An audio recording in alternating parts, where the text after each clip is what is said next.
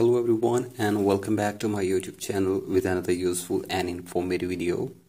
So guys, in this video I'm going to show you how to fix a download failed issue on WhatsApp. So guys, if you are trying to download any media from your WhatsApp but you are facing this pop-up and you are unable to download the media, here I will show you how can you fix it. So guys, for that you have to simply watch this video till the end.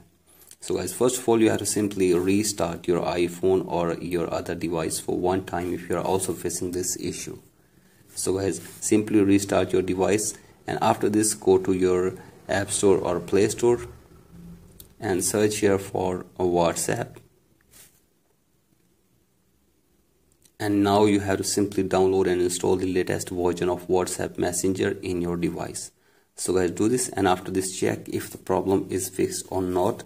And if the problem is still there, then you have to simply ask that person to send the media again on your WhatsApp account. So guys, simply you have to request that person who has sent you the data and you are unable to download it to resend this data again to your WhatsApp account. So guys, after this your problem will be fixed. So guys, that's it for today's video. Hope this video helps you. Please like and subscribe to my YouTube channel as well. Thank you.